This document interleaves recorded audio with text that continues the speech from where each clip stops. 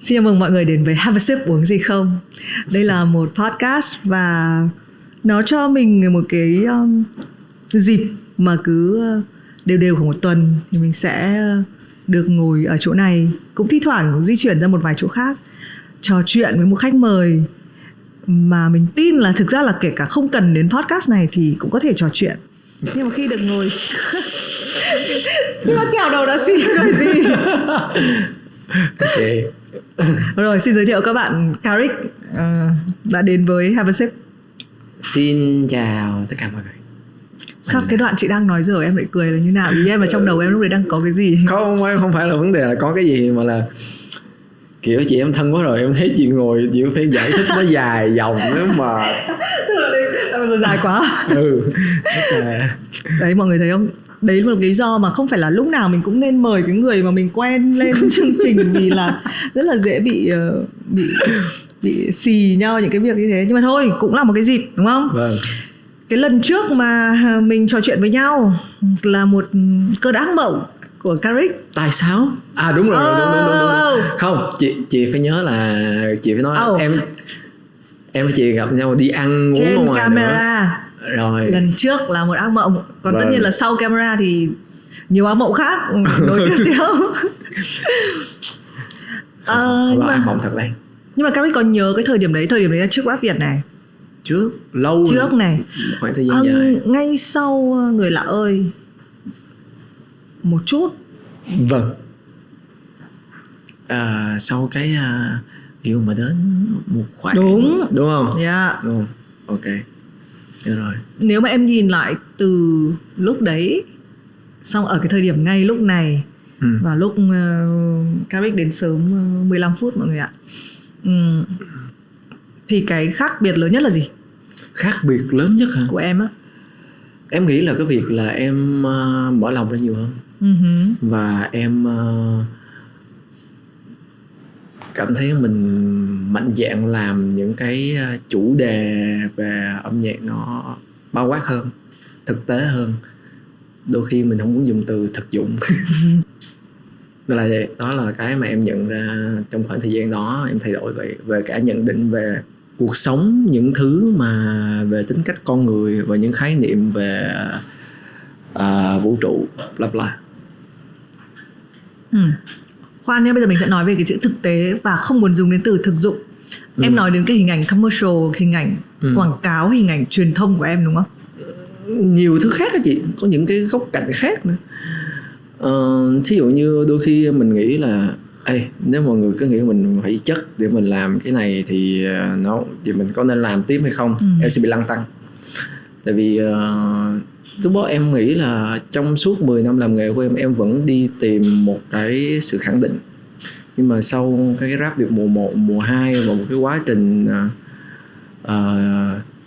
em nói sau cái Người Lạ Ơi đi, trở đi thì em nghĩ từ cột mốc đó thì em không cần tìm sự khẳng định nữa, không đi tìm sự công nhận, mà em làm sao để mình thay đổi được cái mình đua kịp với lại cái xu hướng thay đổi của âm nhạc hiện tại. Nhất là các bạn trẻ bây giờ họ chạy quá nhanh, và em nghĩ là em vẫn có thể làm được điều đó nếu như em focus và tập trung. Mà thì đó là cái em nhận ra được. Nhưng mà bản thân em thì càng về sau đây em bị một cái vấn đề, đó là em bị lười. Có nghĩa là mình biết là mình làm được đó, nhưng mà em bị mất đi cái lửa đó. Mình bị mất cái lửa làm nghề. Em bị mất đi một vài cái mục tiêu. Mà vài cái mục tiêu đó em bị mâu thuẫn giữa cái chuyện đó là khi mà em hiểu một vài khái niệm về vũ trụ, về khái niệm về sự cộng sinh, về tất cả mọi thứ, về tại sao người này họ làm như vậy, tại sao những người này họ phải làm gì mỗi ngày, họ phải sẽ phải học boss liên tục này, đó là bản tính con người thì như thế nào. Thì đó em bắt đầu khi mà mình hiểu nhiều quá thì bắt đầu mình sẽ co lại và mình sẽ bắt đầu mình soạn lại coi như mình nên làm cái gì. Thì mình càng kỹ á, thì mình càng ít cái chất liệu nó khác với mọi người. Thì chẳng hạn giống như một tuần đi, em sẽ muốn, bình thường ngày xưa một tuần hay chỉ một ngày em post 5-6 cái title là bình thường. Còn bây giờ một ngày nhiều khi em chẳng post gì, cả tuần 2 tuần em chả post gì nữa. Thì mình thấy mọi người biết mình cũng như đó, trừ khi mình có nhạc mới hết. Wow, vừa rồi nhá, Đúng là do là mình hỏi cái câu là kiểu nhìn lại trong vòng bao nhiêu năm đó thì có cái gì thay đổi, thì chị có thể thấy là có cực nhiều thay đổi. Nhưng mà cho chị lật lại một chút xíu cái khoảnh khắc mà em nghĩ là sau Người Lạ ơi thì em không cần cái sự khẳng định nữa, là bởi vì em đã đạt được một cái bộ độ phổ biến nhất định hay không. Tức là chị không biết nhá, chị đoán thôi nhá, là mình có một cái sản phẩm mà giống như là mang tính quốc dân cả nước biết, thì nó có giống như nó có đạt được một cái cột mốc quan trọng, cho nên sau đấy mình không cần phải, nó cũng là như thế, nếu mà mình có thành công thì nó cũng là như thế, mình đã biết rồi không? Hay nó như nào? Thật ra nó mang về chủ nghĩa cá nhân một xíu. Thí dụ giống như khi con còn trẻ đi, em chưa có gì thì em sẽ muốn tôi muốn nổi tiếng như thế này, tôi muốn có được thế này, bởi vì tôi muốn có nhiều tiền để tôi mua lại cái việc này kia. Nhưng mà khi em có hết rồi em thấy nó cũng bình thường. Thì khi mà mình đạt được những cái điều đó rồi thì cái cuối cùng của mình nó nằm ở đây, nó không phải là cái việc mình tìm sự khẳng định cho cá nhân, mà đó là mình có trách nhiệm hơn với xã hội. Thì với những cái thông điệp và những bài hát của mình, nó phải mang được một cái điều gì đó. Nếu nó mang được tính giải trí, ok, thì nó sẽ tốt về mặt nào đó, hoặc nó mang tính động lực, hoặc là nó mang tính kêu gọi để thay đổi về cách nhìn nhận của người này người kia, hoặc là làm cho xã hội này tốt hơn. Đó. Ok. Wow, thật là mừng khi mà mình kiểu mình già trong ngành này ấy, mình sẽ thấy những nghệ sĩ của chúng ta lớn lên, đúng không? Tại vì nhá, thì mình cứ hay khoe là mình cũng biết Carrick rất là lâu rồi. Và bây giờ thì có thể ngồi nói chuyện với nhau những câu chuyện này. Chị hỏi về chuyện, tại vì em vào nghề này ở trong cái môi trường nó rất là khác này, đúng không? Chắc chắn em nhìn thấy cái sự thay đổi, và em cũng biết là bây giờ ok, cái câu chuyện đó là mình có theo kịp với xu hướng của âm nhạc hay không. Tức âm nhạc nó là một cái đối trọng, nó mênh mông hơn, nó xứng đáng để mình quan tâm nhiều hơn, đúng không? Thế nhưng mà cái hồi mà em còn trẻ thì em có đang trở thành đúng cái hình ảnh mà mình đã từng mong muốn trở thành không? Hồi em còn trẻ, Hồi mới vào nghề. Hồi em vào nghề chưa gì, chắc chắn là chưa.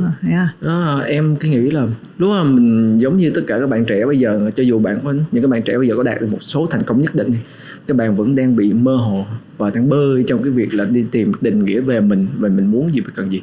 Thì ngày xưa em cũng y chang vậy. Em cứ nghĩ là cái be cool này kia, rồi ăn mặc mọi thứ, nhưng mà thật ra đó không hẳn là cái em muốn, cái em thực sự thích hoặc là muốn, hoặc là kia mình bắt chước người ta. Nói một cách là bắt chước, mình học theo US UK mặc đồ thế này thế kia, nhưng mà thực ra nó không phù hợp với mình. Còn sau này em mới hiểu là tính tình mình như vậy nè, mình đôi khi thất thường, nhưng mà thực ra mình thích cái gì nó màu sắc, cái gì nó trẻ con, hoặc là mình thích màu vàng, thì bắt đầu em sẽ để ý những thứ đó về bản thân, em nhìn nhận về bản thân nhiều hơn, thì bắt đầu em mới biết là mình phù hợp với cái gì. Rồi dù con đường về âm nhạc, gu nhạc, ví dụ mọi người sẽ làm theo bài theo phong cách CBD, nhưng mà em thấy ABC nó sẽ hợp với em hơn. Nó cũng có C, nhưng mà cái hướng của em đi sẽ là hướng này, còn họ sẽ bắt đầu từ hướng C trở đi. Ví dụ vậy.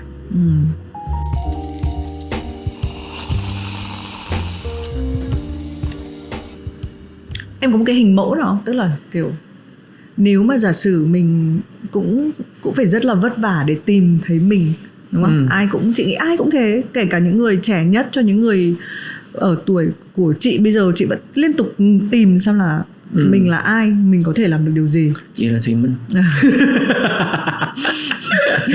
Đấy, nhiều khi có rất là nhiều người họ biết về mình ấy, có khi còn rõ hơn là chính mình. Bởi vì mình bao giờ cũng nhìn mình là một cái bản thể nó động đậy, nó còn tiếp tục trở thành một cái gì đấy nữa. Thế nhưng đúng, em công nhận là người ngoài là khán giả sẽ nhìn là Carrick là huấn luyện viên rap Việt, đúng không? Họ đã hơi đóng khung em ở đấy rồi. Nhưng ví dụ như em không làm rap Việt nữa thì em lại trở thành một Carrick kiểu khác. Em ra, em sau Người Lạ ơi mà em có Người Quen ơi, hay em sang một cái gì đấy khác, ý là em lại là một cái bản thể khác. Về bản chất là con người ta luôn luôn thay đổi và vận động. Nhưng mà người ngoài thì sẽ đóng khung mình vào một cái kiểu gì đấy. Thì chị không biết là nếu em nghĩ một cái đà vận động như này thì em sẽ trở thành ai? Em có một cái hình mẫu trong đầu về hình ảnh có không? Bây giờ thì có, nhưng mà em nghĩ em chả bao giờ em đạt tới hình mẫu đó. Đó là người em luôn hướng tới, Gatsby. Thật á? Tại vì em nghĩ tại vì em có một cái em thấy người đó họ sống, họ cũng có đạo đức, họ cũng sẽ là một người ăn chơi và cũng rất là đào hoa. Tuy nhiên cả cuộc đời họ vẫn đi tìm tình yêu. Đó là cái chết vì tình.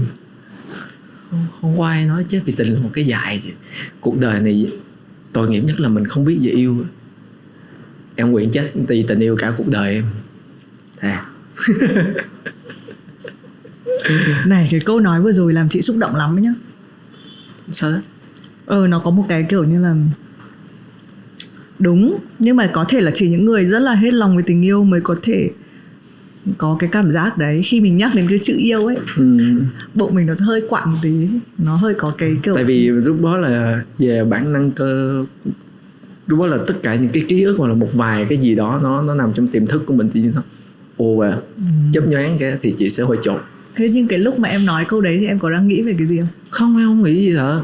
Tại vì cuộc đời em nó sẽ luôn bị bấp bênh trong chuyện tình yêu. Nó sẽ luôn bị bấp bênh. Nó sẽ đẹp vào lúc đầu và luôn bấp bênh vào lúc sau. Và thậm chí thầy bói nói thế à? Hay là ai? Không thầy bói nói thế. Thực ra là em tự cảm nhận được. Khi mà em đọc một cái cuốn, em vừa đọc gần hết rồi, cái cuốn mà Kiếp Nào Ta Cũng Tìm Thấy Nhau ấy, thì nói là một cái câu chuyện một bác sĩ sẽ đi xuyên suốt đó, họ nói chuyện với những vài bệnh nhân về tâm thần và tìm thức của họ, về tiền kiếp của họ và đi vào những cái giấc ngủ vào đó. Thì em sẽ hiểu những cái đó một cách vũ trụ. Tại sao mình lại gặp người này? Tại sao mình phải như thế này? Sau nhiều năm sau mình lại gặp họ. Rồi có những người mà tự nhiên họ chưa bao giờ xuất hiện trong cuộc đời mình, nhưng mà mình gặp một cái mình có cảm giác rất là thân thuộc. Đấy. Từ đầu cái podcast này nhá, chị đã định là Caric ơi, hôm nay mình chỉ nói về tình yêu được không? Này, nhưng mà nếu mà nói toàn bộ về tình yêu em vẫn nói được mà đúng không? Được, em bình thường, em chả có vấn đề gì. Hồi xưa mình nhắc về sự tự tin và chị nghĩ là nếu mà mình đã có thể lật bài ngửa với nhau, Caric là người có thể trò chuyện về tình yêu, thì hồi xưa cái câu chuyện làm nghề của Rick nó cũng xung quanh chuyện yêu đương. Tức là em có nhớ trong Không Cây Không Về em kể câu chuyện là em nhiều khi ở cái thời điểm đấy mình không có đủ tiền đến mức độ là mình muốn có một đám cưới, mình cũng đã phải suy nghĩ và thậm chí mình phải từ bỏ người ta. Thế bây giờ cái đấy, thứ nhất là em nhìn lại cái chuyện đấy em thấy nó như thế nào? Nó còn đúng cái cảm xúc là tại vì lúc đấy nó có một chút hơi đáng tiếc. Còn bây giờ em nhìn lại em có nghĩ là đương nhiên nó nên xảy ra như vậy, nếu không phải vì cái câu chuyện là tôi không có đủ 50 triệu nhưng mà vì một câu chuyện khác tôi, hay là như nào? Em vẫn nghĩ là nó phải xảy ra. Tại vì nếu như cái chuyện nó không xảy ra thì em không có đủ nghị lực em có thể survive tới bây giờ. Chứ một survival như bây giờ là mình nhìn, tại mình có một cái, mình sẽ đóng khung một cái quá khứ của mình sẽ nhìn một cái đó để mình cố gắng. Thì đó là điều mà em nghĩ nó nên có, và em không cảm thấy tiếc cái chuyện đó.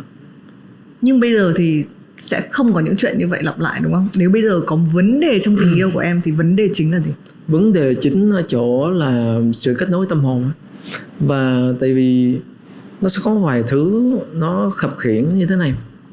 Thí dụ như chị bước vào một mối quan hệ lâu và chị trở lại với một người nào đó, thì cái sự kết nối của hai người đó, thí dụ em nói thí dụ thôi, thí dụ thì nó sẽ nằm ở cái chỗ là sau một khoảng thời gian chúng ta đã hiểu nhiều bao lâu, hiểu được cái gì về nhau và chúng ta có đúc kết được cái gì không. Đó thì nó sẽ bị lăn tăn cái chuyện đó, và cả hai đều phải tự cảm nhận. Tại vì cái khoảng thời gian nó sẽ lâu rồi và chúng ta phải tự hâm nóng nó lại, và cái điều đó thực sự rất là khó nếu mà nói ra bằng miệng chị thôi. Còn nếu mà những mối quan hệ mới thì em cũng sẽ consider về cái chuyện đó. Tại vì mình sẽ có những người họ thích em bởi vì em là Caric, nhưng mà có những người họ thích em bởi vì cái tính của em. Nhưng mà đôi khi hoặc là em sẽ đến với họ sẽ đến với em một cái lý do gì đó, nhưng mà bắt đầu mình phải chắc lọc cái chuyện đó là mình phải rõ ràng cái chuyện đó không. Em đến vì cái tình cảm này, tình cảm kia này nó sẽ khác lắm. Thì bởi vậy đó là lý do tại sao có nhiều người hỏi anh có yêu fan không. Không phải em không thích fan, em thật sự rất là quý và rất là trân trọng fan của em. Nhưng mà nó sẽ bị lăn tăn do khi mà bước vô cái chuyện tình cảm, họ sẽ không có xác định được cái đó là tình cảm của dành cho một người mà mình thích cái tài năng của họ, hay là cái tình cảm trai gái. Làm thế nào để em phân biệt một ai đấy đến với em? Ví dụ giả sử người đấy thích em vì em là Caric, không phải vì em là Khoa. làm thế nào để em biết? Người ta có thể nói rằng là không, em không phải fan của anh, kiểu em thực ra thích anh Binz hơn. Nhưng mà em thích tính cách của anh, khuôn mặt này của anh, vẻ baby của anh, rồi cánh tay rắn chắc này của anh. No. Đùa. Nhưng mà ý là thì em làm sao bằng, chị đang hỏi cái này như một sự tò mò của một người phụ nữ hỏi một đàn ông nhé, là làm thế nào để đàn ông biết là kiểu spot được ra là cái người này thích tôi đây này. Vấn đề nằm ở thời gian thôi. Và em nghĩ nó ít ra sẽ có ít nhất là 2 tới 3 cuộc hẹn, để ví dụ mà trong một cái đám bạn đi chơi xong sẽ có một vài cái hint và thái độ của nhau nói chuyện, thì mình sẽ dễ dàng nhận biết chuyện đó, không có khó đâu. Thì em nghĩ với chị, với một người như chị cũng sẽ có kinh nghiệm chuyện đó, đúng không? Không, chị đang không hỏi trong kinh nghiệm của chị. Nhưng mà chị nghĩ là phụ nữ và đàn ông khi yêu rất là khác nhau. Tức là phụ nữ thì cái cách mà đưa ra những cái tín hiệu nó sẽ kín kẽ hơn nhiều. Thí dụ như là đơn giản một cái buổi đi họp hay là cái gì đi, thì em thí dụ em đi về, thì ví dụ bạn có ủa anh đi về một mình hả, anh có tiện đường không chở em về, thì đó thí dụ như vậy thì là một cách người ta hint cho mình biết là người ta có thích mình thật à, chứ không phải người ta không có xe thật à? Người ta có xe, người ta thí dụ như vậy. Hoặc là nếu cái đó đơn giản hóa sẽ là một cách như là người ta sẽ chủ động nhắn tin mình. Tại vì đôi khi em cũng sẽ chẳng để ý mà nhắn tin mình một cái gì đó, hoặc là người ta sẽ tạo một surprise cho mình bằng một cái việc gì đó, mà nhất là phụ nữ thì cái chuyện đó nó rất là hiếm khi xảy ra. Thường là con đàn ông phải chủ động, và cái điều đó là điều hiển nhiên, đàn ông phải nên chủ động. Nhưng mà tự nhiên nhưng mà em sẽ hay gặp những cô gái chủ động với em không? Hay là em có quan trọng cái việc là con trai phải chủ động, và hay là em quan trọng cái chuyện là con trai nên chủ động trước. Thế à? Mặc dù tính em không hay chủ động lắm, thiệt nó hơi bị mâu thuẫn, nhưng mà ví dụ mà mình thích người ta quá rồi phải chủ động thôi chứ là không chủ động không được. Có bao giờ mà em kiểu hơi kiểu sấp mặt không, là kiểu mình chủ động, mình rất muốn chủ động nhưng mà somehow mình biết là mình không có thể có ấy. Ví dụ em nhìn thấy một cái người em rất là thích, nhưng mà cũng không khả thi lắm để mà trở thành một cái gì đấy, thì em sẽ chọn là mình vẫn chủ động, mình vẫn đi theo cái tiếng gọi của trái tim mình hay là cái cảm xúc của mình, hay là em sẽ tém lại không làm gì cả? Em nghĩ là cái chuyện là em chỉ cái chuyện em sẽ nói, em sẽ chủ động luôn. Tại vì mặc dù em biết là xác suất là thất bại rồi đó, hoặc là em nghi rồi người này có người yêu rồi, nhưng mà hiểu không, cuộc đời em chỉ thất bại khi nào mà em dừng lại thôi. Còn em không có thất bại khi mà em lúc đó em you know, thử. Được đấy.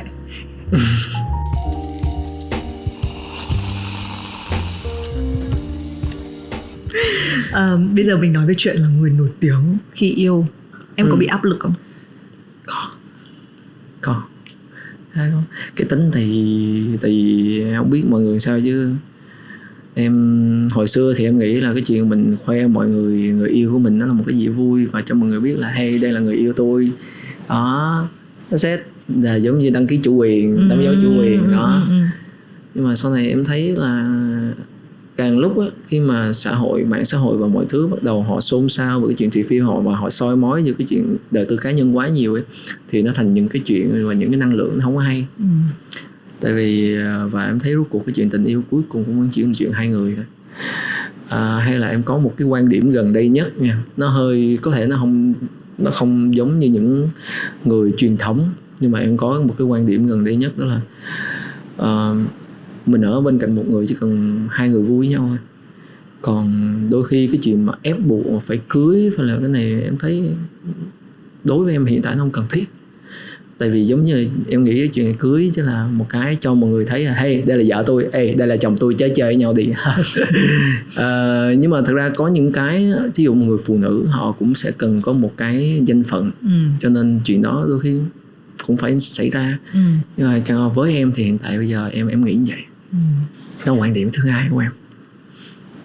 Nhưng mà thường thì khi mà em ví dụ như là có những cái thời điểm mà cái câu chuyện tình yêu của em nó cứ lên báo đầy rẫy ra, xong mỗi cái kiểu status hay là mỗi cái story nó đều được capture lại.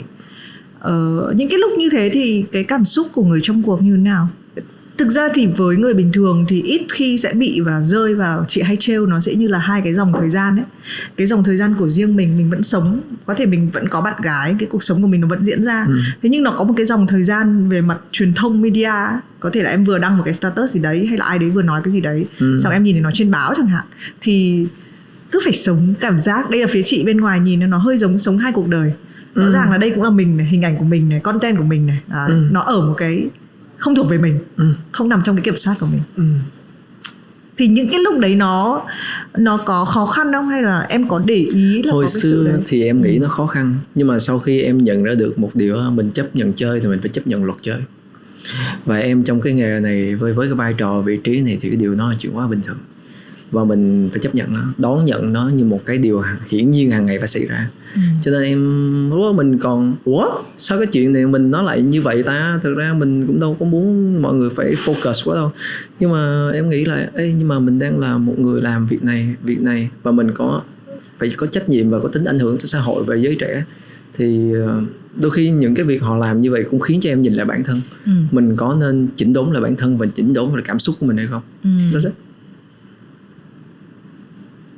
Sao em nói khó hiểu không? Không phải khó hiểu, chị đang nghĩ là thế có bao giờ bây giờ yêu ai mà phải nghĩ cho cả ngoài bản thân mình ra không? Tại vì từ đầu thì em nói là em khá là, tức là nếu mà em rất là thích ai hay là cái tình yêu nó là một cái thứ rất là quan trọng ấy, mình không. Nhưng có bao giờ vì cái việc là bởi vì tôi không phải là chỉ là một cái cậu khoa này yêu một cái cô ABCD nào đấy, mà tôi còn là một nghệ sĩ Carrick, tôi có khán giả của tôi cũng phải có ảnh hưởng tốt. Nó có giống như kiểu là hồi xưa mà gia đình nhà giàu mà đi kén vợ kén chồng cho con thì phải kiểu môn đăng hộ đối các thứ không? Có bị cái không đấy nha. Thế à? Em không có khái niệm đó. Tại vì về cơ bản em cũng là một người từ hai bàn tay trắng đi lên mà. Nếu mà bỏ cái em bước xuống sân khấu, em cũng chỉ là người bình thường và thậm chí là thường hơn cả thường. Em nói thiệt, ngoài cái chuyện là mọi người đã biết em trước đó là lên sân khấu là hát hò thôi, chứ nhiều khi ra ngoài vài cô chú đâu biết em đâu ai đâu. Thiệt. Cho nên là em nghĩ chuyện nó bình thường chị. Hoặc là em cũng đã từng nghĩ về cái việc ví dụ mà bây giờ mình còn nổi tiếng 10 năm nữa, 20 năm nữa, giới trẻ đi lên, một lớp trẻ đi lên, ca sĩ trẻ đi lên, ai còn nhớ mình là ai? Đấy, thì em cũng chẳng có giữ quan điểm đó. Và mẹ em cũng nghĩ về cái quan điểm là quan trọng là con ở bên cạnh người phụ nữ, con có bị áp lực không, hoặc là con có được là chính con hay không, và họ có cảm thấy hạnh phúc và vui với con không. Còn lại không có quan tâm họ là ai rồi chị. Thiệt. Bây giờ đang có bạn gái không? Không. Bởi vì thời gian không có bạn gái nhiều hơn hay thời gian có bạn gái nhiều hơn? Thời gian có bạn gái nhiều hơn hả? Thời gian nào nhiều hơn? Thời gian không có bạn gái, kiểu single ấy, độc thân ấy, với thời gian có bạn gái, thì là trong cái thời gian, trong mấy cái năm vừa qua thì cái nào nhiều hơn? Trong khoảng thời gian có bạn gái nhiều hơn. Thảo nói yêu đương kiểu không, nhưng mà cái thời gian vừa qua của em nó drama lắm chị. Drama. Vì sao? Em nghĩ là do hai cái nguồn năng lượng vốn nó không có phù hợp. Em dùng từ nguồn năng lượng chứ không có dùng tính cách con người nha. Tại vì cái nguồn năng lượng, tại vì mỗi người sinh ra ở một cái môi trường khác nhau, và cái mục đích để mình hướng tới cái điều hạnh phúc đó, nó sẽ khác nhau. Cho nên tụi em không có chung cái điều đó. Nhưng mà vẫn thế, tại sao lại đến với nhau? Nó chỉ giống như em nói đó, đôi khi là mình ở một cái, em nói nó thôi em sẽ dẹp cái khía cạnh tâm linh nó bên nha. Tại vì nó sẽ chuyện khía cạnh vũ trụ nó sẽ rất là dài. Thì nó sẽ nằm ở cái chuyện là mình cảm thấy mình ráng được, mình còn có thể thay đổi được, hay dùng từ gọi là mình bị cố chấp trong tư tưởng ấy. Và em nghĩ cái chuyện đó cũng sẽ xảy ra nhiều nếu như mà thực sự chúng ta yêu một ai đó, và chúng ta nghĩ là không sao đâu, lần này sẽ tốt hơn, nhưng mà thực ra chúng ta đang tự lừa dối tư tưởng và bản thân mình. Họ không thay đổi, và con người chúng ta không ép ai thay đổi được hết, trừ khi mình vì người đó, mình thích người đó quá, mình thay đổi một chút. Đúng, chị không thể nào chị ép người ta thay đổi cái rụp được. Đó là chuyện phi logic. Tại vì chị sinh ra chị vốn là như vậy, chị sinh ra chị tính cách chị là như vậy. có người đã từng nói là anh nên thay đổi này đi, anh nên làm này đi, hoặc là có người nói em cũng nên thay đổi này đi. Nhưng liệu khi mà họ thay đổi rồi, bạn có chắc là bạn sẽ yêu người đó hơn không? Hoặc là bạn sẽ thấy ủa sao con người lạ lắm quá, và bắt đầu bạn đi tìm một cái tình yêu khác, right? Chúng ta cứ mở miệng nói vậy, thực ra do bản thân chúng ta bắt đầu chúng ta đã bị lung lay ở một cái khía cạnh đó rồi. Nhưng em có phải là tuyếp nếu mà em rất yêu thì em sẽ chấp nhận thay đổi bản thân không? Em đã từng ít thôi, nhưng mà em thấy là người ta không thấy sự cố gắng của em. Tại vì con người, trong bản chất của con người á, chúng ta muốn, mỗi ngày chúng ta chỉ muốn và muốn, chúng ta không có bỏ bớt hoặc là chúng ta nhìn nhận lại cái sự thay đổi của người khác. Rất là nhiều trong tình yêu cũng vậy. Và tình yêu, nhất là tình yêu thì chúng ta càng có sự gọi là chiếm hữu và độc đoán nhiều hơn. Cho nên em nghĩ là khi mà em bắt đầu em nhận thức những chuyện đó thì em nghĩ là ok, nếu bạn không nhận được cái sự thay đổi của tôi, hoặc là bạn cứ luôn muốn tôi phải như thế này, cung ứng cho bạn cái này cái kia, nhưng bạn không nhìn nhận là bản thân và bạn ghi nhận sự cố gắng tôi, ok tôi đi. Nhưng nếu chọn lại em vẫn đến với tình yêu đấy không? Nếu để chọn lại á, không, em không quay lại thôi. Nhưng mà em nghĩ cái chuyện đó nó xảy ra là một cái gì để em trưởng thành. Và em là tuyếp mà khi mình không hạnh phúc trong tình yêu thì mình làm nghệ thuật được nhiều hơn, hay là tuyếp là phải rất là hạnh phúc thì mới làm nghệ thuật được? Ý chị nói về sáng tác. Tại vì có những người, đúng không? Có rất là nhiều người, ví dụ chị là chuyện viết đi chẳng hạn, thì lúc mình đau khổ vì tình mình sẽ viết ra những cái áng thơ văn nó.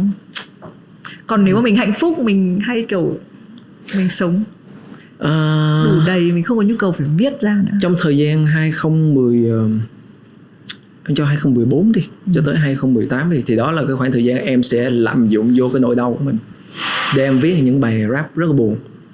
Nhưng mà sau này em nhận ra hey, khi mà mình bắt đầu mình viết một cái bài gì đó mà nó lặp đi lặp lại quá nhiều lần thì nó sẽ vận vô người đấy, và cuộc đời em nó cứ đau khổ như thế này đấy.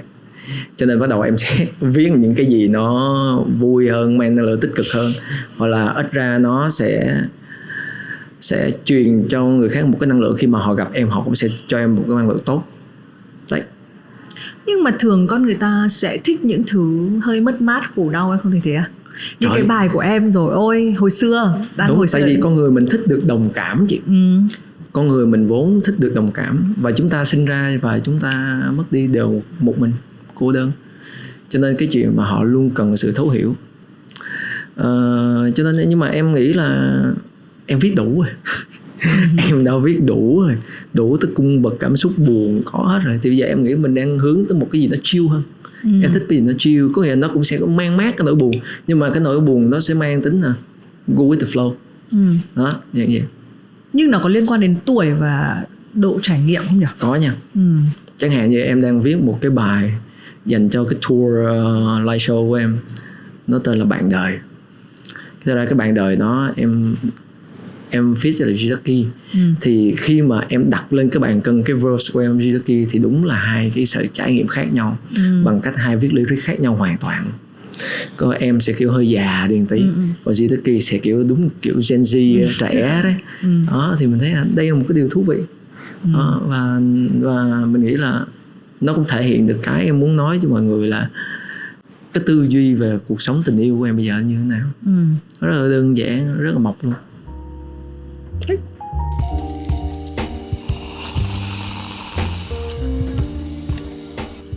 Em một cái đặc điểm khá buồn cười về em mà thực ra trong lần trước mình cũng nói chuyện đấy là kiểu bình thường ví dụ như có ca khúc thì em trong các bài em cũng lạnh ra rapper mà, đúng không? Thế nhưng mà khi mà em xuất hiện trong truyền hình thực tế thì thì nó cho mọi người khán giả, chắc là mọi người cũng rất là thích em về cái đấy, mà cũng may là em gì nhỉ, cũng kiểu real à? Cũng kiểu cũng đủ hay. Ok. Ví dụ như là chị hồi xưa thì mình vẫn nhớ là mình xem cái Vì Yêu Mà Đến, xong mình kiểu ngạc nhiên thế, bao nhiêu cô kiểu chết Carrick kiểu ngồi im này, xong đúng không, bao nhiêu bạn gái mong tỏ tình với anh Carrick cái hồi đấy. Sao không đấy, thì xong rồi bây giờ chị thấy em tham gia một loạt các cái, với em khi em tham gia những cái chương trình thực tế thì em có cảm giác là trong một cái sự nghiệp mình cũng cần phải có một cái mảng này của mình, hay là cái lý do gì khi một cái người nghệ sĩ quyết định là đến với các cái chương trình thực tế? Thực ra em rất là em nói ra cái này không phải em chảnh nha, nhưng mà thực ra em rất là cân nhắc khi mà em nhận một cái show nào đó. Tại vì em thí dụ như cái show nó liên quan tới sự nhạy bén, thông minh, em không tham gia, tại vì em không thông minh. Thiệt, em vào đó tự nhiên chị thấy câu đấy cực kỳ thông minh. Câu mà tôi không thông minh. tại vì em không thông minh, hoặc là đôi khi nếu như mà mình trả lời, thí dụ mình trả lời đúng một cái gì đó thì khán giả wow thông minh quá, còn nếu mình trả lời sai thằng này ngu quá. Thiệt, mình thực tế đó. Và em không có muốn dù mẹ em coi đi, hoặc là người thân em coi, sao không để người ta chửi em ngu, tôi không biết thật.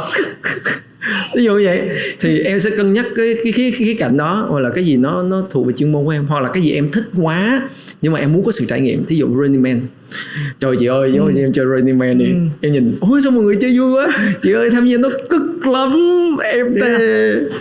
Anh em ngày nào cũng trời ơi chày da chốc dãy, nhưng mà mọi người rất là vui. Đó, nó một cái trải nghiệm vô cùng. Nhưng mà ý là nếu mà lại chẳng hạn thì có tham gia không, hay là một lần cho biết thôi? Để coi mọi người còn mời không ạ, chưa biết. Thì đấy, nếu mọi người thì mời thì cân nhắc. Bây giờ chân cũng khỏe rồi, tại lúc em chơi là lúc đó chân nó vừa lành luôn. Trời ơi, mọi người ai gần cái chân em là đừng phải kệ vậy. Nhưng mà you know, rap Việt thì là khác nhá, đúng không? Rap Việt thì là mình không thể gọi nó là truyền hình thực tế được. Với em cái trải nghiệm làm rap Việt là như thế nào? Nó có được coi là một cái cột mốc trong sự nghiệp em không? Thì có hai cái cột mốc đáng nhớ trong sự nghiệp em. Thì một là cái MTV thì em nói nha. Cái thứ hai nữa là em nghĩ là cái rap Việt. Tại vì nó là một trong những cái cột mốc thay đổi lịch sử rap, hoặc là để cho mọi người ghi nhận sự bùng nổ của rap trong bao nhiêu năm đó. Rồi tất cả mọi người bắt đầu chú ý đổ dồn vào nó, và mình là một cái may mắn được một cái đóng góp ở trong đó. Và tại vì chị biết không, khi mà em tham gia rap Việt em cân nhắc lắm cái gì mùa 1 á, em bỏ sự rồi. Mấy ông bây giờ mấy ông rap, ông nào cũng ghét mình, ông nào cũng ghét Caric. Tại nhiều thôi, em nói tại vì cái hồi mà cứ underground với lại mainstream á. Đúng, em không biết, nhưng mà mọi người không có thích cái kiểu của em. Kiểu em là kiểu gì? Cái kiểu em mainstream mà kiểu rap kiểu cứ nhây nhây, hoặc là đôi khi cứ tình cảm sướt mướt. Nhưng mà sao em biết là có những lúc mọi người sẽ không thích em? Em biết chị, mấy cái diễn đàn rap ghét em lắm. Và mọi người nhưng mà em có làm cái việc gì em thề cái việc với đó chị không? luôn. Không, chị biết là em không làm gì để gây ra việc đấy, nhưng mà sau khi em biết có cái việc đấy thì em có... Em mặc kệ vậy. Tại em mặc kệ từ 2011 rồi. Okay. Tại lúc đó là em nghĩ là trời ơi, người ta không thích mình, mà mình có làm nhưng người ta không thích mình, người ta không thích thái độ em, hoặc là em không có chơi group này, em không có chơi group kia, em luôn solo một mình. Cuộc đời của em chỉ có mỗi Only C thôi. Cuộc đời của em chỉ có mỗi Only C. Ngày xưa trước đó thì có Addy với Wowy, đó 3 người thôi. Chứ em không có chơi với ai đó. Sau này từ cái rap Việt đó, em mới bắt đầu mọi người mới cởi mở hơn với em. Rồi em gặp được mọi người trong đó thì những cái hiểu lầm nó được giải quyết đi, thì bắt đầu có nói chuyện qua lại.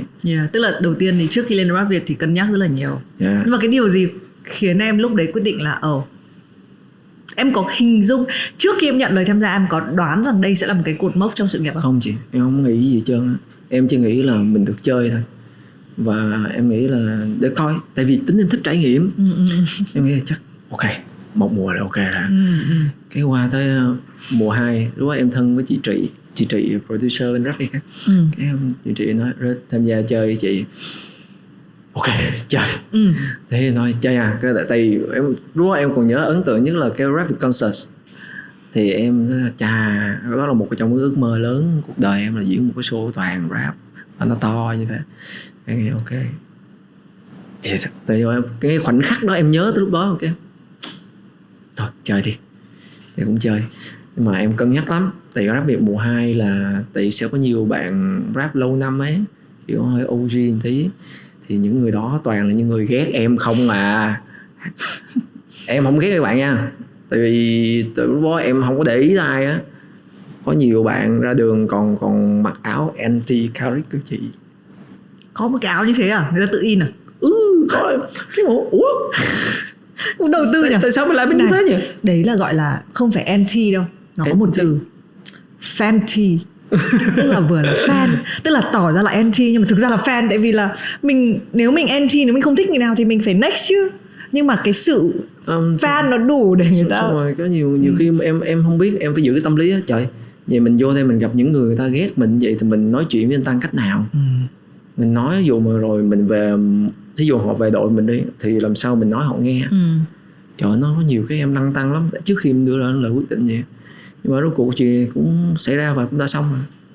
Em ơi, nhưng mà mọi người kiểu siêu bất ngờ về độ thông minh của em. Mặc dù em nhận là em không thông minh nhá, nhưng mà ý là mọi người kiểu rất là, đúng không? Em có thấy thế không? Em thấy mọi người nói về chuyện đấy. Chả ai nói gì. Hoặc là em không có coi trúng bài. Rõ ràng chị được nghe là like, wow, thực ra là cái cách mà em thật á, em không biết thật á, hay là bây giờ chị phải nói em ra? Không có coi. Không phải coi, nhưng mà ví dụ như cái nhận định rằng là Carrick thực ra tại vì cái này chị với Binzy cũng trò chuyện nhá, là bạn là một người, nó giống cầu thủ đá bóng với lại huấn luyện viên ấy. Nó không có liên quan nhau. Chưa chắc một cái người đá bóng rất là giỏi với tư cách cầu thủ lại có thể trở thành một huấn luyện viên giỏi, đúng không? Nó như hai cái kỹ năng khác nhau. Thế nhưng mà với em là mọi người bảo là kiểu như Carrick là một đội, kiểu cái cách mà em manage hay quản lý hay cái team của em ấy nó rất là thông minh. Không ai nói với em điều đấy à? Chị là người đầu tiên à? Ok. Không, tại vì em có những cái bài báo, có thời cái đợt em đọc 2 lần thì họ chê em rất là nhiều. Sau em nói là thôi không đọc nữa.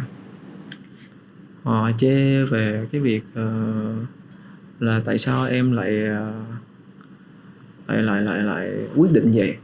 Thì cái đó mà mẹ em là người đưa cho em coi bài báo đó. Con đừng buồn nha con. Không buồn, kiếm tiền mà, đi làm mưu sinh mà, thôi. Mà thật ra có buồn đấy, có buồn, có suy nghĩ.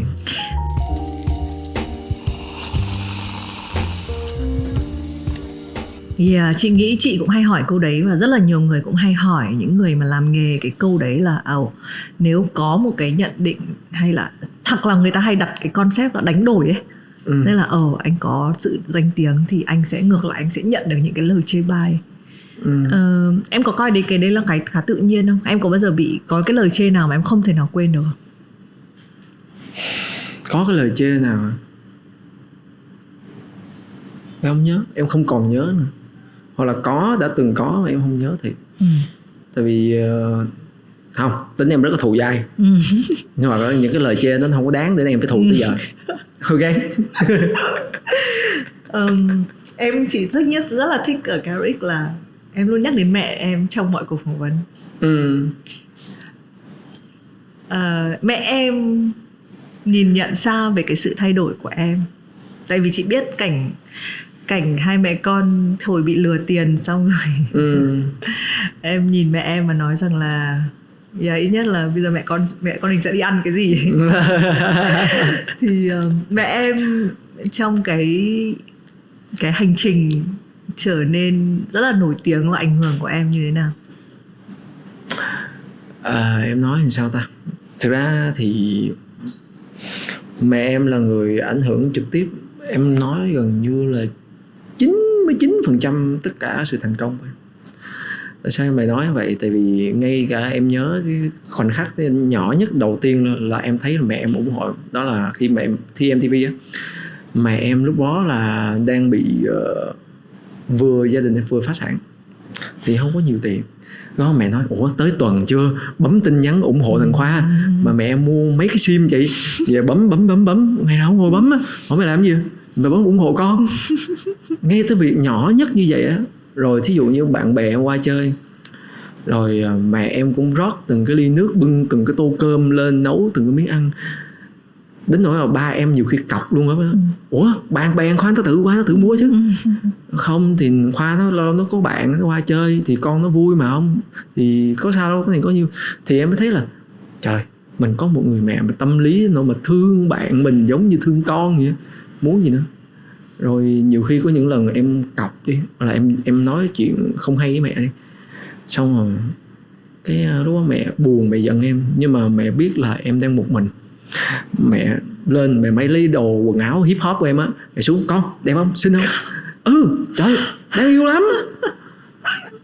Chị hiểu cái mức độ đáng yêu của mẹ không?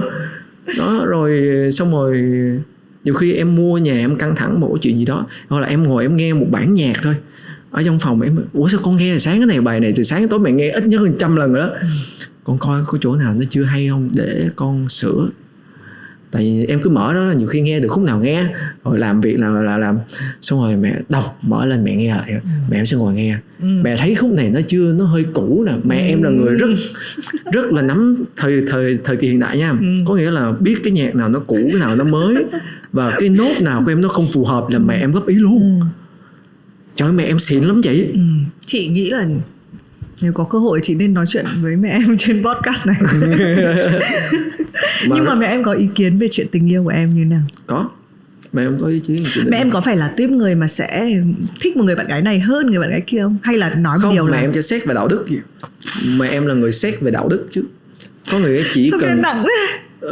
Tại vì có nghĩa là mẹ em không quan tâm là công giáo hay không công giáo. Tại nhà em là công giáo gốc.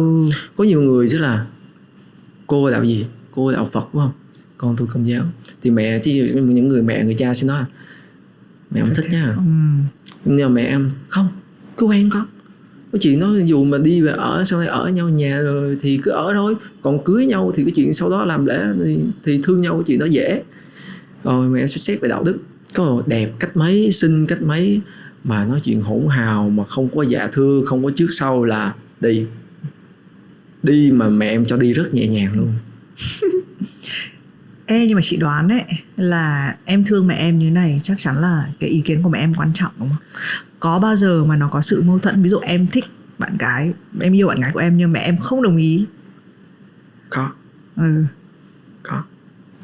Duy nhất một lần trong đời luôn. Mẹ em yêu ai hoặc là như thế nào, người ta có làm khổ em như thế nào, mẹ em cũng bình đã. Nhưng mà đây là lần duy nhất, có một lần duy nhất là mẹ em không bình tĩnh. Thì đó là cái lần xảy ra khá lâu rồi. Thì em nghĩ đó là một cái tai nạn trong chuyện em chọn lựa mối quan hệ người bạn đời của mình. Và em không có dàn xếp được. Lỗi em nghĩ là do em không có dàn xếp được cái câu chuyện để cho hai người nó ổn thỏa. Lỗi em. Thành ra nó đến cái câu hỏi mà kiểu người ta rất hay hỏi nhá. Giả sử em chọn người bạn đời, trở thành vợ em rất yêu, xong hai người trượt chân xuống sông chết đuối ấy, mà phải chỉ được cứu.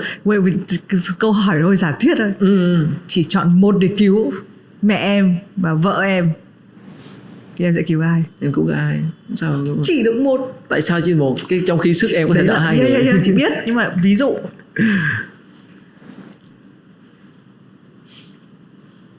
em cứu mẹ. Em thời gian ít hơn chị nghĩ, em nghĩ nhanh hơn chị. Em cứu mẹ. Còn nếu trong trường hợp ví dụ mà chị hỏi một cái so sánh nó gần hơn, ví dụ như là giữa vợ với con, em sẽ chọn ai? Nếu như mà phải bỏ một trong hai người thì em chọn vợ.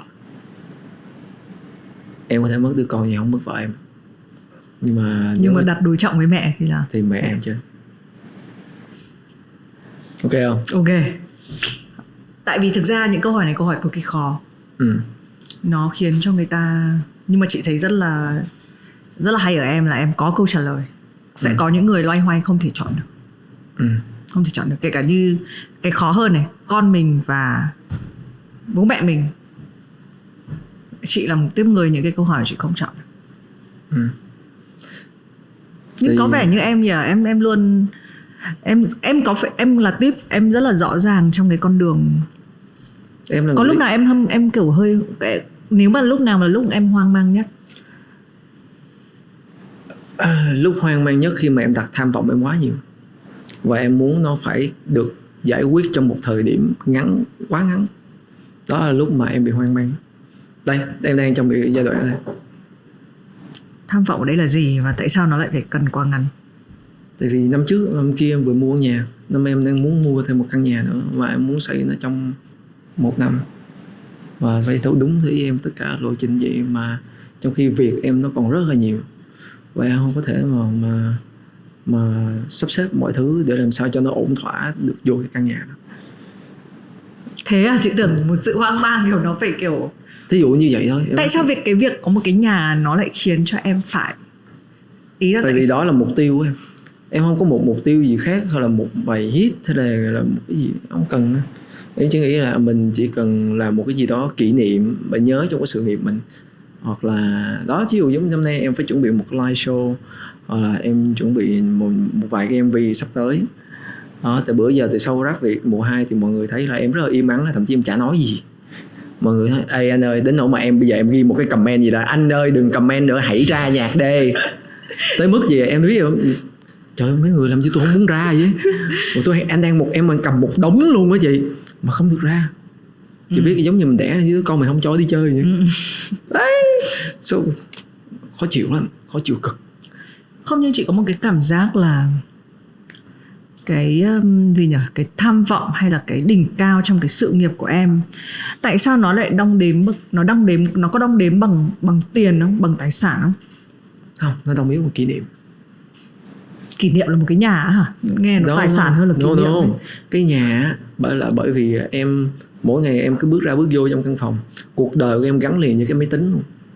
Một ngày 24 tiếng thì em có thể dành ra hết bao nhiêu 16 tiếng để ngồi chơi cái máy tính chỉ để em ngồi viết xóa chơi game, viết xóa chơi game. Chơi game hay kiểu 20 tiếng? Không, chơi game thì em chơi 1-2 tiếng thôi. Sau đó em nghĩ tại bây giờ em chán rồi. Tại vì lên trên đó em sẽ có một vài người bạn nói chuyện với nhau thì mình cảm thấy là ê, mình cũng không cô đơn lắm đó. Xong rồi mình out ra mình ngồi làm nhạc, làm xong cái xuống hát cho mẹ nghe, rồi ăn cơm, ăn trưa, ăn chiều, mẹ thấy ok, mẹ nói không hay lên xóa làm lại nó như vậy. Thì cho nên em nghĩ là rồi cái căn nhà đó em giải trí mọi thứ trong căn nhà của em.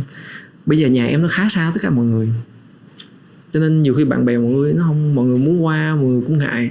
Cho nên em muốn giờ ở quận 2 rồi xây một cái căn nhà mà có đủ thứ những gì mình cần, bida, hồ bơi, là tất cả mọi thứ đó, mà xuống là chơi ở nhà, có được bạn bè qua cũng gần, rồi tiện cho công việc mọi thứ. Nên đối với em rất cần cái nhà mới hiện tại.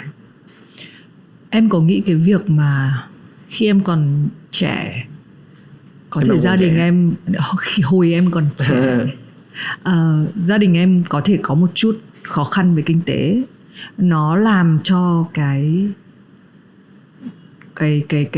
mục đích là phải có nhà cửa nó trở thành một trong những cái mục đích không? Có chị, tại vì cuộc đời em đi ở thuê quá nhiều năm rồi. Em mới ngồi nói mẹ đó, trời đất ơi hên quá mẹ, hồi đó em chỉ mong 1,5 tỷ mua được căn hộ thôi, sau giờ con mua xây cái nhà, mừng. Mà rốt cuộc 10 giờ xong, bây giờ em nghĩ tới chuyện gia đình. Ví dụ có con có vợ đi thì cái nhà của em đang hiện tại chỉ nên dành cho 2 người thôi.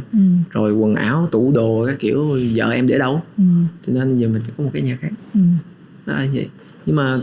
Nhưng trong nhà em có là người phải chịu một cái, người ta có cái từ breadwinner, tức là người phải đi. Em có phải cho em một cái trách nhiệm là em phải trang trải cho gia đình em không? Tại vì chị biết một cái mối quan hệ cái tình cảm của em với gia đình em kiểu làm phần con người em ấy, phần rất là to ở con người em ấy, thì có đồng nghĩa với việc là em làm nghề này em kiếm ra tiền cho nên là em phải trang trải cho gia đình mình nữa không? Có gì, nhưng mà hồi đó thì em nghĩ đó là một cái trách nhiệm quá nặng nề với em.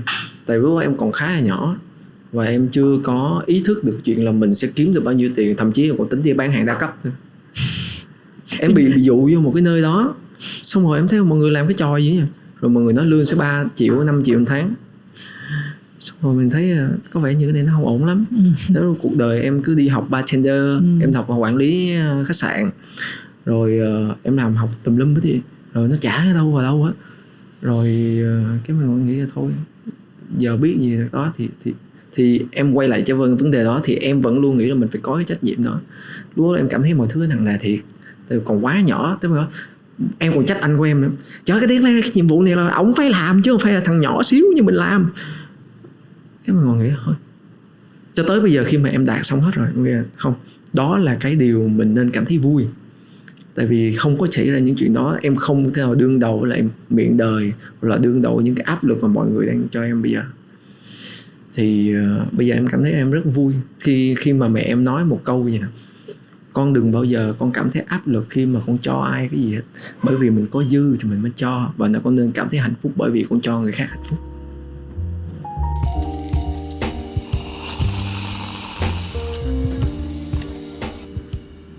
Bây giờ thì chị hiểu hơn cái câu mà Rick nói là kiểu ai đến nói gì nó cũng không quan trọng ấy. Thực ra khi mình có một cái mục đích lớn hơn ấy, khi mình đặt gia đình mình lên trên hết ấy, thì những cái khác nó không, bây giờ đối với em không có gì nó quan trọng ở gia đình em. Thế nhá, mình nói về tình yêu, mình nói về gia đình em. Nếu mà trong một cái ngày mà em không phải nghĩ về tình yêu, em không phải nghĩ về gia đình, thì em sẽ làm gì? Không vừa nghĩ về tình yêu, một ngày không nghĩ về gia đình.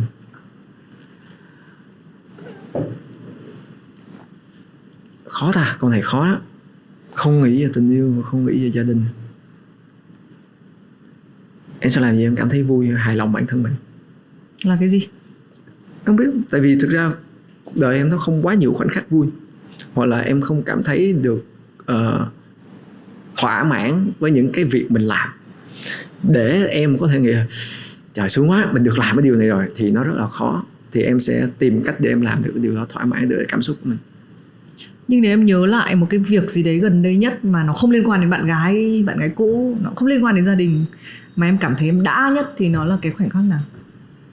Đã nhất hả? Gần đây nhất? Đó là em thắng quán quân. Đó là cái cảm giác tự nhiên lúc đó. Tại vì cái cảm giác đó em đã từng mong muốn có được ở mùa 1 rồi. Tại lúc đó khi mà làm Jitaki á, thì em mới ê, hồi đó mình thắng như thế này, nếu mà đây là một cái mùa đầu tiên mình làm gì cho một người mình dẫn dắt mà họ cũng thắng vậy, chắc vui lắm ha. Giống như là cái nhìn này mình thời trẻ đó. Xong rồi cái điều đó không xảy ra gì, nó không xảy ra. Chị biết rồi, nó hơi sao nó không xảy ra. Xong có phải là em khóc không? Hay thằng Jitaki khóc nhỉ? Hôm nay có khóc không? Cái hôm mà không được quán quân ấy. Em có xúc động thôi. Nói thẳng ra là khóc cái gì? Mùa nào em chả khóc. Em bị uống nhiều. Em bây giờ sau này em mới nhận ra một điều là em bị gen di truyền, không phải gen đâu, đừng phải gen. Em bị cái thói quen đó từ mẹ em. Mẹ em là người cực kỳ dễ mau nước mắt luôn. Xin lỗi mẹ, nhưng mà để nói vậy. Chị có biết không, lúc mà cái vòng 2 đối đầu vừa chiếu xong ở mùa 2 nè, mẹ em nghe bài của mẹ em đang ngồi nghe mấy bài 1 của Freaky Toucan, xong rồi tới bài của Cozy với lại Mai, rồi tới bài của cặp 3 Saidi Sanhao với lại Shichen. Xong mẹ em cũng được, tới khi mà em coi tới cái bài của Sám với lại Kulik á, mẹ em khóc hu luôn vậy. Cái kiểu cái gì vậy? Tại vì mẹ em là người đã biết là em sẽ làm bài này, em cứ ngồi nghe đi lại, sao con làm bài này vậy? Con sao nghe bài nhiều thế? Cái nói, con sẽ làm lại bài này. Cái này mẹ thấy cũng được. Đấy, cũng được đúng không? Ok, để con. Cái hôm đó em có quay lại cái clip, em thấy mình khóc như quay clip. Trời ơi, mẹ ơi, cái con đừng có trêu mẹ nữa, con được. Đâu để mốt con cho anh chị dâu coi. Rồi nói chung là em đổ cho mẹ em về bệnh mau nước mắt đúng không? Cũng hề. Đấy. Cho nên em nghĩ là cái điều gần đây nhất đó là cái cảm giác đó nó lại ùa về. Trời, nó giống như mới ngày hôm qua. Nhưng mà theo em nhá, cái cảm giác mà cái đã đấy ấy, là nó là vì là em thỏa mãn với tư cách là tôi từ một cái người mà tôi còn phải băn khoăn là tôi có tham gia cái chương trình này không, bởi vì có quá nhiều người ghét tôi, cho đến lúc là tôi khẳng định được bản thân. Hay là cái đã đây nó đến từ cái gì? Nó từ ba cái khía cạnh. Thì đầu tiên là cái việc là giống như chị nói á, đây là việc em sẽ cảm thấy là mình bắt đầu mình tự tin hơn, là có nghĩa là mình có khả năng để mình làm điều đó, và nó không phải là do mình may mắn. Tại vì em nghĩ là cái chuyện mình bắt đầu mình tập được những cái thói quen hàng ngày á, mình bắt đầu mình nghĩ về những cái chủ đề và mình nghĩ về cái tính cách của mỗi người á, thì nó em hay bị suy đoán. Thì cái suy đoán của em, nó cái gọi là cái trực giác á, thì em nghĩ là nó đúng rồi. Thì mùa 1 em nó có nghĩ vậy rồi, nhưng mà em chưa có khẳng định. Qua tới mùa 2 khi mà em làm mọi người, em đã khẳng định điều đó nhiều hơn. Cái thứ hai nữa là em biết là cái mùa 2 này giống như em vừa chia sẻ là nó có khá nhiều bạn rapper không thích em. Thì hoặc là họ sẽ coi, họ không có tin vào cái khả năng của em ấy, cho nên hoặc là nhiều người sẽ nghi ngờ điều đó. Nhưng mà khi mà em làm được cái điều đó rồi thì mọi người sẽ ít nhau sẽ có một cái nhìn nó không phải là kính nể mình. Em không có dùng từ kính nể, hoặc là ít ra họ sẽ bớt đi cái ác cảm của mình hơn. Và cái thứ ba nữa là về mặt cái sau này khi mà em có cái để em nhìn lại, em muốn, tại vì thực ra cái tuổi nghề của em nó đã đi khá xa rồi, cho nên em không biết là khi nào nó bắt đầu nó dừng, khó nói lắm. Nhưng mà em nghĩ là mình lại có thêm một cái kỷ niệm nữa để nhìn lại, và điều đó rất là quan trọng. Từ một ngày nào đó, ví dụ như con cái hoặc là bạn bè nhiều khi mở cái gì đó lên coi đó hồi xưa tao nè, đấy nó cũng vui. Không đòi quà rồi các thứ xếp lại đã. Anh không đòi quà, Khoa không đòi quần.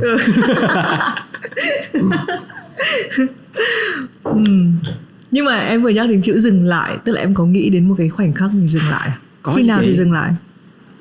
Em nghĩ cái dừng lại của em không phải là em không làm việc âm nhạc nữa đâu. Có nghĩa là em sẽ bớt sáng tác đi. Tại vì em thấy đầu cái sự nhạy bén của em á, nó cái sự nhạy bén về ngôn từ em nó không còn nhiều nhanh như ngày xưa. Có nghĩa là em vẫn nghĩ những cái bộ câu mới, hoặc những cái giai điệu mới, hoặc là những cái mình nó có thể bắt kịp xu hướng. Nhưng mà có nhiều người cảm thấy mình mất, giống như em nói, mất lửa ấy. Em mất cái lửa. Hồi xưa giống như khi mà em bắt đầu em mới rap ấy, thì cái điều làm thôi thúc em mỗi ngày em phải hay hơn á, đó là em có một cái cậu rapper đó, và em mỗi lần em nhìn trời sao rap hay vậy, rap hay quá, cái mỗi em nhìn vô cậu đó em phải cố gắng bằng cậu đó cho bằng được, không hơn nhưng ít ra phải bằng cậu đó. Mỗi ngày em sẽ cố gắng. Giờ em không biết nhìn ai em cố gắng, em thích có một người để em nhìn vô em cố gắng. Không phải em nói có nghĩa là mọi người không hay nha, em đang nói mọi người rất hay, nhưng cái đó em không nhìn vô được là mình muốn học hỏi người này. Mình học hỏi, em sẽ học hỏi về tính âm nhạc, tính mọi thứ, hoặc là em nhìn vô cái con này em muốn học hỏi cái tính cách của con này, em học hỏi về tất cả mọi thứ của con này, và em muốn mình làm sao mình phải vượt qua được con này để mình chiến thắng bản thân mình. Em bị mất cái điều đó, em không còn nữa. Trong khi thực sự là giống như những người trẻ bây giờ, những người rất là giỏi, thì em nói gì bạn MC Key đi, hoặc là Ricky Star, hoặc là những bạn nói chung rất là hay. Bây giờ trẻ mà mình cảm thấy là mình cần, mình muốn học cái nguồn năng lượng của bạn. Nhưng mà cái ở đây là mình không muốn biết là làm sao để mình muốn kiếm được ai đó, mình phải vươn lên để mình thấy là mình mình đã thay đổi bản thân nhờ người đó.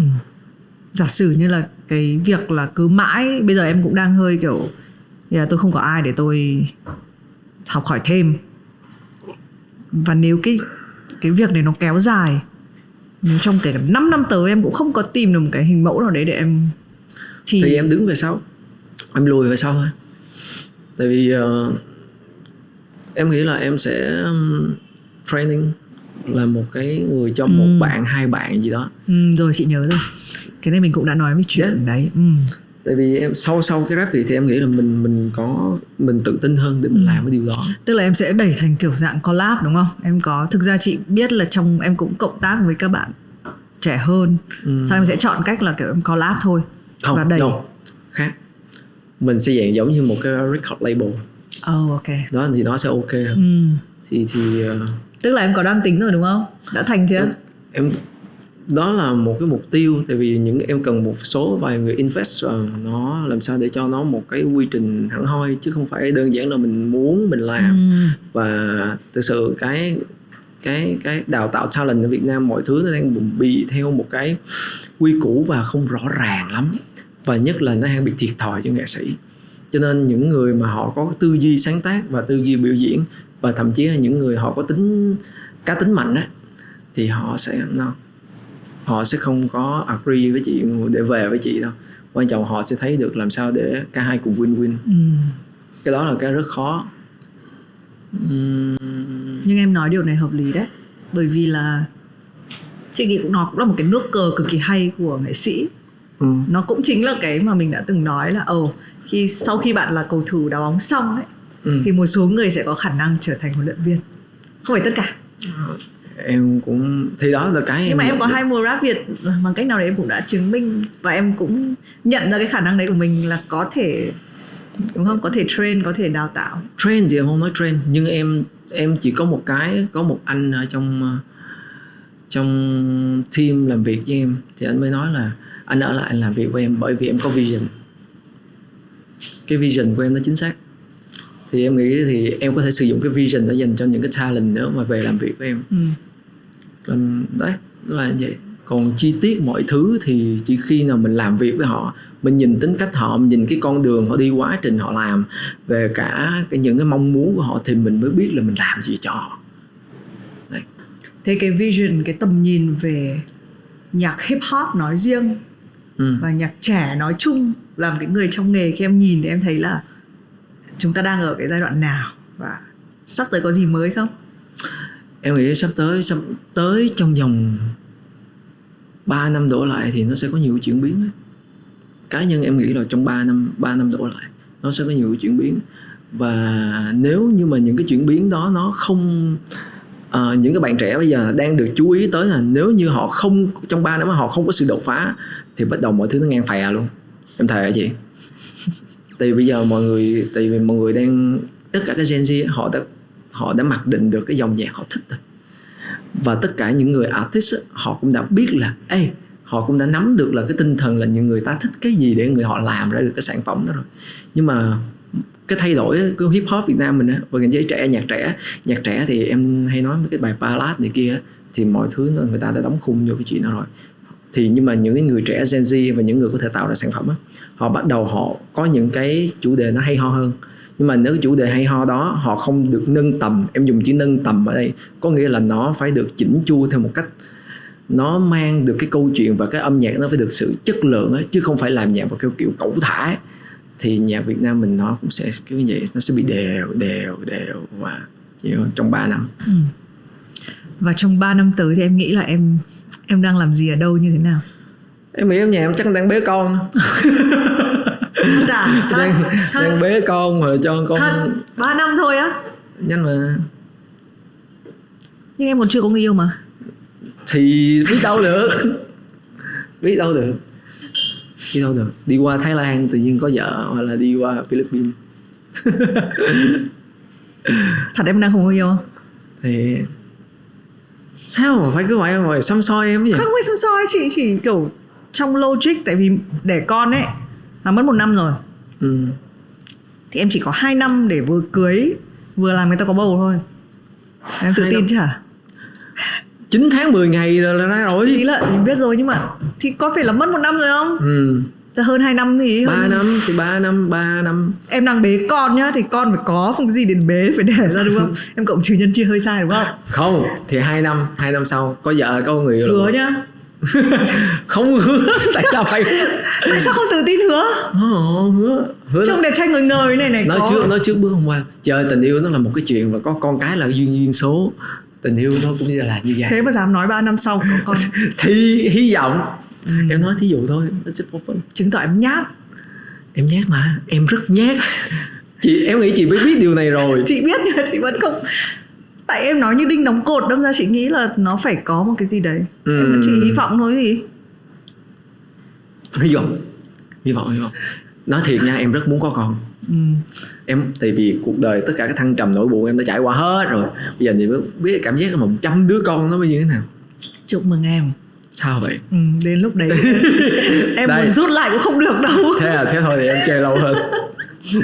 để em chơi lâu. Chị thích nhất là hỏi em về sự nghiệp em thế nào và em chỉ nghĩ chuyện bế con thôi. Thế còn live show này, album này là em sẽ trong 2 năm tới gì? Năm thứ 3 là em để dành để bế con rồi. Live show là trong năm nay em. Năm nay ok, tức là trong vòng 2 năm rồi. Thế thì nhá, trong năm nay em sẽ làm các thứ liên quan đến album và live show. Để làm gì? Theo em tại sao cái việc này cần? Tại 10 năm rồi chị. Ok. Nhiêu đó là đủ rồi. Tại Ok. 10 năm rồi em nghĩ là em cần có một cái gì đó. Lâu rồi người ta cũng không có thấy một cái Caric ra một cái gì nó chính thống theo để mọi người kỷ niệm ấy.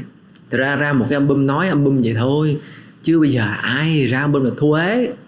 Em sẽ ra theo một cái cách của em để cho nó phù hợp với lại thời kỳ âm nhạc bây giờ. Nhưng mà chắc chắn là phải có cái live show, tại vì nó là một cái để sau 10 năm làm nhạc mà, làm nghề mà, không có là chết. Ok. Rồi thì kế hoạch ổn đấy. Tức là năm nay thì sẽ làm live show kỷ niệm 10 năm, xây xong nhà. Xong năm sau là có đâu, vợ. năm nhà chưa xây xong nên mới đâu, chứ không phải năm sau mới xong. Năm sau thì là có người yêu, có vợ là vừa, đúng không? Xong năm thứ 3 là đẻ con, sinh con, bế con, đúng không? Kế hoạch 3 năm của em rồi xong. Rồi lui về luôn. Thôi. Là sau đấy làm hãng đĩa, Jay-Z kiểu các thứ đấy. Model. Còn ai theo? Em có bao giờ đặt cái câu hỏi đấy cho em không? Là liệu có ai theo tôi trong hành trình tiếp theo của tôi? Em có quan tâm đến điều đấy không đã? Em nghĩ sẽ có một vài người. Tại vì họ làm việc em với nhau rồi đấy, cho nên em nghĩ họ sẽ tin vào cái vision của em. Nhưng khán giả cơ, em có nghĩ là khán giả sẽ theo mình? Khán giả không theo em. Khán giả sẽ thay đổi. Có một cái câu nó khá là thực tế mà đau lòng. Em vừa mới đọc đây thôi. Đó là những người follow bạn trên Facebook hoặc Instagram sẽ không phải mãi mãi là người follow bạn. Tại vì họ sẽ có những người họ thích khác, họ sẽ thay đổi. Và trừ khi bạn là một cái gì, là một mảnh trong cuộc đời, hoặc là một cái điều quan trọng mà họ không thể thiếu được, thì em nghĩ là cái chuyện sau này nếu như mà người ta không theo em nữa thì cũng là chuyện tất nhiên. Nhưng mà nếu như mà em có thể phục vụ cho cái chuyện nâng cảm xúc họ, hoặc là giải mã được những cái điều mà họ ức chế qua những cái, hoặc là họ buồn bực với những cái thông điệp về đời sống bằng âm nhạc, thì họ cũng sẽ lắng nghe thôi. Chị nghĩ là sẽ có rất là nhiều người phản đối cái tư tưởng này của em. Bởi vì chị muốn nói một cái ý là chị nghĩ là người nghệ sĩ như em làm nghề gần 10 năm, khán giả đã có rất nhiều kỷ niệm với lại âm nhạc của em. Và chị nghĩ là cái âm nhạc của em trở thành một cái phần rất là quan trọng với họ. Cho nên chị nghĩ là họ sẽ nhớ em, bởi vì nhưng mà cũng chính là cái câu em nói là trừ khi là chúng ta là một phần của nhau. Đúng thì rồi. Chúng ta mới có thể đồng hành tiếp.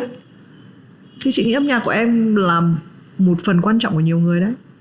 Em cũng không biết, tại vì trong gần đây á, có một khoảng thời gian em đọc một cái vài comment, họ ghi rất là văn minh, họ nói rất là văn minh: xin lỗi Caric, sự tôn trọng của anh dành cho anh đã mất từ 7-8 năm trước rồi. Mà sau Rap Việt họ nhìn những bài hát của em, hoặc là những cách em làm với thí sinh ấy, thì họ nói là bây giờ tôi mới có lại sự tôn trọng dành cho anh. Có nghĩa là họ vẫn sẵn sàng bỏ em đi bất cứ lúc nào mà chị. Nhưng họ cũng quay lại mà. Họ quay lại bởi vì em làm được cái mà họ thích, làm cái họ muốn, chứ đâu có ai hiểu được cái cảm xúc của em phải trải qua như không ai. Đó là quay lại thiên hướng về chủ nghĩa cá nhân, cái tôi. Thì cuối cùng thì em vẫn nói đó, người nghệ sĩ vẫn chỉ là phục vụ cho công chúng thôi. Còn bởi vậy mới nói em, bất cứ ai đến cuộc đời em đều có thể ra đi, quan trọng là ai có thể nhìn lại những quá trình của em và ở lại.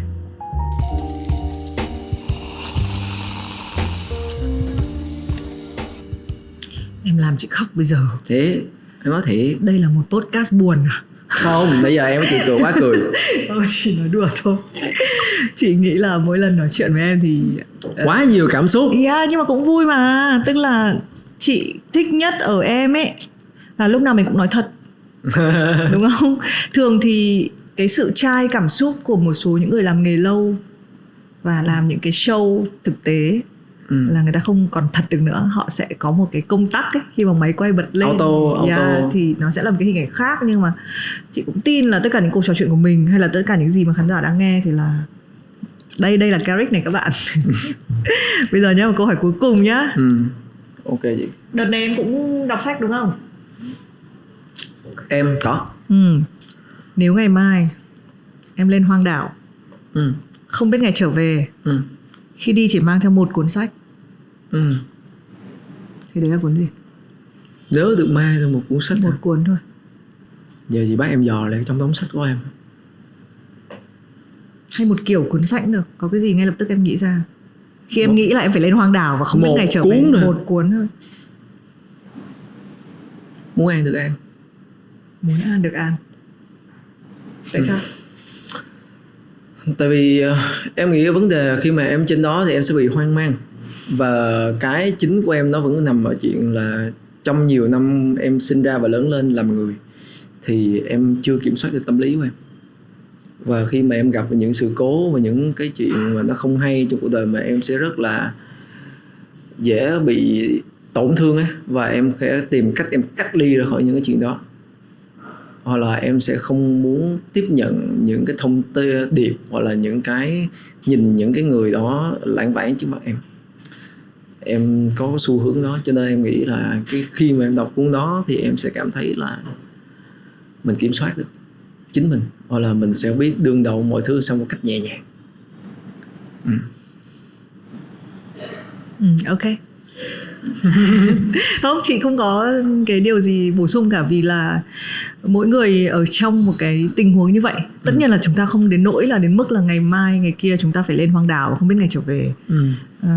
Nó cũng có thể là một viễn cảnh tươi sáng, nó cũng có thể là một viễn cảnh buồn. Nhưng mà cái việc mà mình chọn mang một cuốn sách nào nó nói rất là nhiều về cái cảm xúc của mình ở thời điểm hiện tại. Có thể trong 3 năm tới em vẫn phải lên hoang đảo chẳng hạn, có thể em sẽ chọn một cuốn sách khác, đúng không? Cách chăm sóc kiểu em bé ở trên đảo. Nhưng ở cái thời điểm này thì nó cho thấy em như thế nào, đang quan tâm điều gì. Thế đúng thế. Ôi cuộc đời là sóng gió lắm chị ơi. Nhưng mà thôi, chúc cho em đúng, cuộc đời từ lúc nào cũng sóng gió, nhưng mà không có sóng gió chán nha, nó phải có. Đấy, thấy chưa, lật mạch mặt nhanh chưa. Con người nó mâu thuẫn như vậy đó chị. Chứ em hỏi chị em không có sóng gió là em ngồi ở đây không nói chuyện được chị đâu. Chị ghê lắm.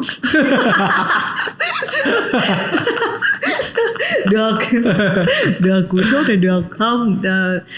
Thực ra thì chị nghĩ là muốn ăn được ăn. Okay. Sóng gió thì sóng gió, nhưng mà nó là một cái sự lựa chọn. Chị nghĩ là nếu mà năm nay em đã xác định là một cái 10 năm ca hát của em, thì chị tin là chị sẽ chờ đợi những cái ca khúc mới của em, chờ đợi live show của em, chờ đợi. Chị nghĩ là Carrick cũng là người có thể không nói về tương lai quá nhiều, nhưng mà chắc là trong đầu em cũng có nhiều thứ và mọi người có thể chờ đợi. Thì em có tham vọng, nhưng mà em sẽ sống thực tế. Phải thực tế gì không thực tế là chết đấy. Chứ mình chỉ có ước mơ mà một cái ảo mộng của mình không thực tế là mình tự giết mình. Thiệt. Phải nhìn khả năng hiện tại có thể làm được chị. Nhưng có một cái điều gì em rất muốn làm mà vẫn chưa làm được, ngoài chuyện con cái, vợ với các thứ, tình yêu nhá? Rất muốn làm hả? Có, em chưa làm được một thứ, đó là phim tư liệu cho cuộc đời em. Thực ra em đã có ý tưởng đó từ 4 năm trước, nhưng mà nhiều khi lúc đó mình cứ loay hoay với chuyện cơm áo gạo tiền ấy. Rồi nghĩ trời ơi, bây giờ hoặc là những cái hình ảnh thật sự nó chưa có trọn vẹn, hoặc là mình chưa có tìm đủ người để làm cái điều đó. Bây giờ trong tất cả các mối quan hệ của em và những cái hình ảnh, tất cả mọi thứ thì em có thể làm. Quan trọng mình có thời gian và đủ tư liệu làm không. Nhưng tại sao việc đấy lại quan trọng? Đó quan trọng chứ gì? Tại vì em đã từng là một đứa bé, mình ước mơ mình được rap, và mình đã làm được những cái điều gì đó rồi. Và sau này em muốn một ngày nào đó khi mà em già đi, nói nó hơi xa xôi, em già đi, em ngồi trên một cái giường bệnh thì em coi lại ê tôi kìa đó, hoặc là mình coi lại ê cái quãng đời của mình nó có một cái nó đã có một cái quãng đường rất là thú vị. Why not? Sao không? Ok. Chị nghĩ là vì cái dự án phim tài liệu về cuộc đời của Carrick đấy nên là cái podcast này trở nên quan trọng. Nó là một phần cung cấp các dữ liệu ở Nhưng mà thời em điểm thấy này. cái vấn đề ấy, làm về phim tư liệu nó rất là Đấy, lại bắt đầu thực tế rồi. Thôi em bay. không thực tế nha. Cái đó vấn đề là đa số mọi người làm mọi người sẽ tôn vinh bản thân mình nhiều hơn. Nhưng mà rốt cuộc mọi người quên đi một điều đó là những cái bài học để cho người ta xem và người ta rút ra. Đấy. Thế nhá, nếu mà giả sử cái phim đấy làm xong, theo em thì mọi người rút ra được bài học gì? Không nên nói vào lúc này, nó sẽ mất hay, đừng dụ em. Ok, thế thì nó là một cái lời mở cho việc là có thể chúng ta sẽ lại gặp lại Carrick vào cái ngày mà ra bộ phim tài liệu. Chúng ta có thể phỏng vấn. Biết đâu thôi, giờ trước mắt là những cái gần trước đừng nói xa xôi quá. Yeah. Và kể cả nếu không có phỏng vấn thì chúng tôi cũng sẽ gặp nhau trên bàn nhậu nhá. Có nhậu được đâu nhỉ? Gì? Có. Em nhậu được chứ làm sao ấy. Ok. Xin chào, hẹn gặp lại nhé. Chào khán giả. Chào mọi người. Bye bye.